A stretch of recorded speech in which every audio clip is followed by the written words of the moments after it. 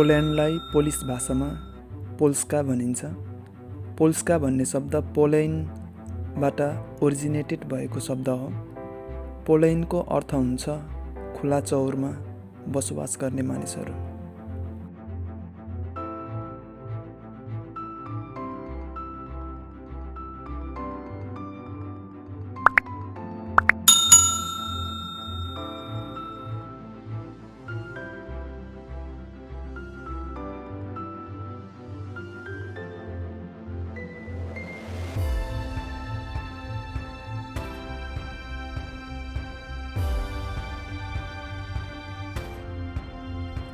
पोल्यान्डको राजधानी वार्सा दोस्रो विश्वयुद्धमा पूर्ण रूपमा ध्वस्त भएको सहर हो र यसलाई पछि पुनर्निर्माण गरिएको हो।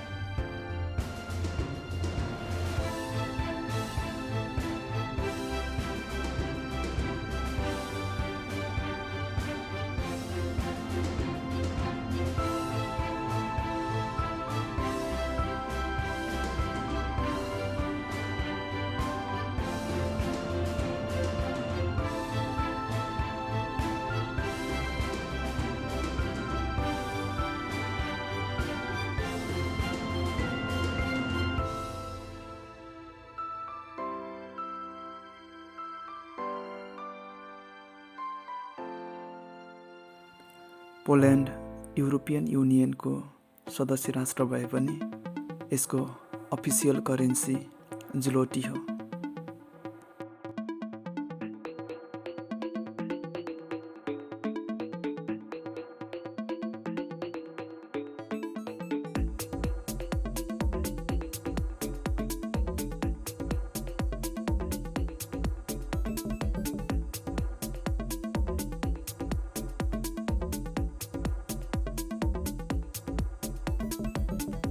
पोल्यान्डमा मानिसहरू प्रत्येक समरको अन्त्यतिर सम्पूर्ण परिवारसहित जङ्गलमा च्याउ टिप्न जाने चलन रहेको छ र यति बेला बच्चाहरूलाई कुन च्याउ विषादीयुक्त छ र कुन च्याउ खान मिल्ने च्याउ हो भनेर सिकाइन्छ र बच्चाहरूलाई च्याउ टिप्न सिकाइन्छ। यो चलन पोल्यान्डमा धेरै पहिलेदेखि चलिआएको चलन हो र प्रत्येक समरको अन्त्यमा मानिसहरू यसरी नै च्याउ टिप्ने काममा रमाउने गर्दछन्।